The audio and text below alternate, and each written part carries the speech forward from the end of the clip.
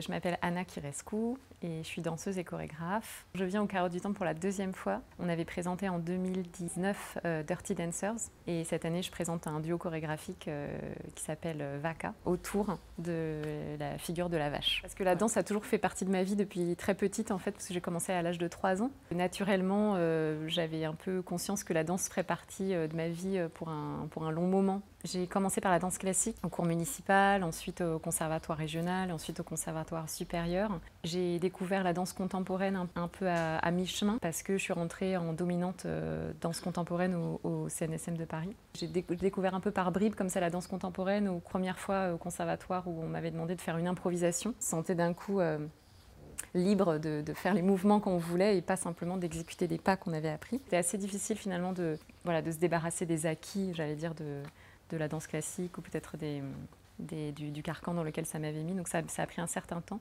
Et puis je suis aussi rentrée par la danse contemporaine en tant que spectatrice. J'ai eu la chance de voir beaucoup de spectacles très jeunes et tout au long de mon parcours, même encore aujourd'hui. Et ça, c'est vrai que ça a beaucoup nourri mon désir d'en faire partie et puis de créer aussi après en tant qu'auteur.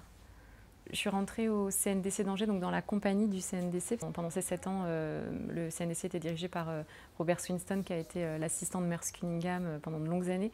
Donc j'ai fait une espèce de plongée dans l'univers de Merce, cette dichotomie entre le temps, le temps de la musique et le temps de la danse, cet univers labyrinthique des pas de ces chorégraphies qui est extrêmement difficile à faire, vraiment.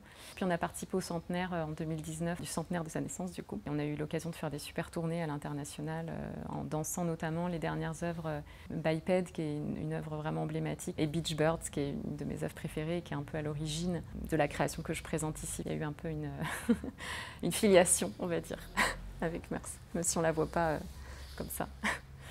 Vaka est une pièce chorégraphique pour 2 danseuses qui part de la figure de la vache pour questionner notre relation à l'animal.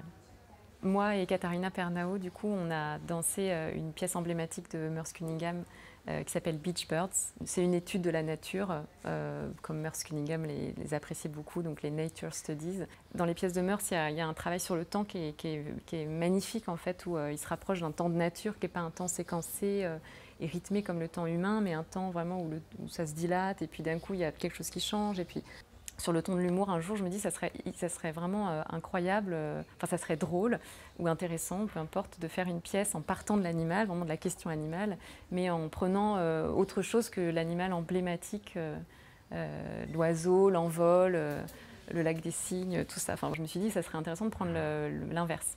Et donc du coup la vache. Et la pièce s'appellera Mountain Cow et pas Beach Bird. Et puis évidemment, comme on avait eu cette idée ensemble avec Katharina, je me suis dit qu'on allait construire ce duo ensemble. C'est quand même un sujet qui est intéressant, qui est intéressant pas simplement du point de vue naturaliste, mais aussi de plein d'autres points de vue différents, à la fois sociologiques, alimentaires, folklorique. C'est une figure animale qui est complètement tentaculaire, en fait, la vache, parce qu'elle capture beaucoup de problématiques du monde actuel, je dirais, mais de manière même ancestrale. C'est une figure qu'on a peinte dans les grottes de Lascaux. Je me suis beaucoup nourrie, là, comme je le disais, de beaucoup d'œuvres, en fait, théoriques et éthologiques qui sont sur la science de l'animal, de comportementalisme animaux. Il y a un documentaire que j'ai adoré, qui a beaucoup nourri cette œuvre, qui est le documentaire Bovine, de Emmanuel Grasse, où on voit vraiment juste des vaches dans un pré pendant très longtemps. Il n'y a pas de voix off, c'est vraiment juste très contemplatif. Et en même temps, il y avait un peu un risque d'accumuler une recherche encyclopédique, en fait, sur ce sujet. Enfin, j'ai fait le choix aussi de partir, comme je disais, d'un point de vue vraiment subjectif et de faire une traversée au travers différents états de corps, qui soit celui du corps animal, vraiment, où on incarne vraiment véritablement des vaches avec toute leur lourdeur et leur trivialité aussi animale, et en même temps de cheminer à travers des métamorphoses de corps, qui soit aussi celui du corps de la viande, le corps inanimé ou le corps standardisé des pièces de viande, et puis aussi du point de vue de l'être humain, c'est-à-dire du point de vue de l'ouvrier d'abattoir, qui a un geste extrêmement précis et coordonné, comme un ballet mécanique, jusqu'à découler sur une danse plus de célébration ou de folklore autour de la cowboy culture, qui est une danse country, ou la line dance, comme ils disent aux États-Unis. Je pense que c'était pas complètement anodin de faire le choix de partir de 2 corps de femmes pour incarner des vaches. De manière assez évidente, on peut penser voilà, aux vaches laitières, à l'aspect nourricier de la femme et de la vache. Il y a un parallèle qui est assez évident. Il y a un livre très intéressant d'une auteure américaine qui s'appelle « La politique sexuelle de la viande », Carol G. Adams, où en fait elle fait un parallèle entre l'assujettissement du corps des animaux et l'assujettissement du corps des femmes dans une société patriarcale. Et elle dit voilà, à quel point c'est vrai que parfois les femmes peuvent être traitées aussi comme des bouts de viande, dans la manière dont on commercialise la viande. Souvent on en parle comme si c'était voilà, le corps d'une femme. Enfin, et c'était assez intéressant de créer voilà, aussi ce regard critique. Il apparaît par teinte, je pense, dans la pièce. Voilà.